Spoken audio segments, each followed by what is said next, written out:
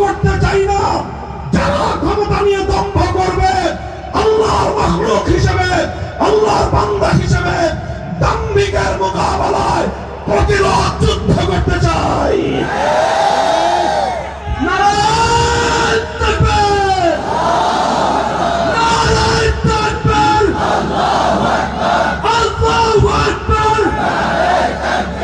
ইসলামের শত্রুরা হুঁশিয়ার সাবধান, দিল্লিতে ঢাকা।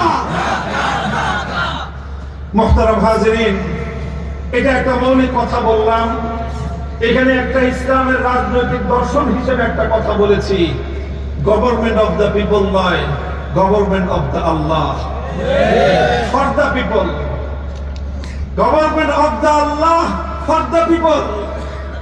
সরকারের মালিক হলেন আল্লাহ। সরকার জনগণের কল্যাণে কাজ করবে, মানুষের কল্যাণ করবে, আইন হবে সেটাই যেটা আমার আল্লাহর ইচ্ছা। মুহতারাম হাজিরিন, আল্লাহ পাক রব্বুল আলামিন ঈমানদারদেরকে লক্ষ্য করে বলছেন, এই আলোচনা আমি এজন্য করতেছি কারণ আমার কাছে মনে হচ্ছে আমরা আবার দেখতে পাচ্ছি ইনশাআল্লাহ এই শাহজালাল শাহ মাসুদের এই পুণ্যভূমি 270 বছর ধরে আল্লাহর কোরআনের শাসন থেকে বঞ্চিত এই জমিন ইনশাআল্লাহ অচিরেই এমন দিন আসছে যে সত্যিকার ঈমানদাররা এখানে ক্ষমতা হোল্ড করবে। কোরআনের শাসন কায়েম হবে, ইসলামের সংবিধান বাস্তবায়ন হবে, আল্লাহর আইন অনুযায়ী এই জমিন পরিচালিত হবে। যারা বাধা দিতে আসবে, লড়াই হবে তাদের সাথে, লড়াই হবে তাদের সাথে।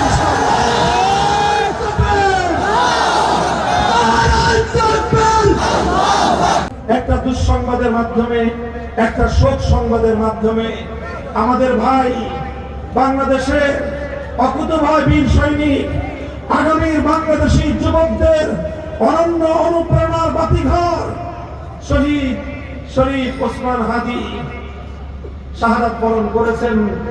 এটা একদিকে আমাদের জন্য শোক সংবাদ, আরেকদিকে এটা আমাদের জন্য আনন্দের সংবাদ যে এক ভাই শাহাদাত বরণ করেছেন। যে জাতি শাহাদাত বরণ করতে শিখে, যে জাতির যুবকেরা দেশের জন্য, জাতির জন্য, সত্যের জন্য, ইনসাফের জন্য জীবন দিতে শেখে, সেই জাতিকে পৃথিবীর কোন শক্তি দাবায় রাখতে পারে না।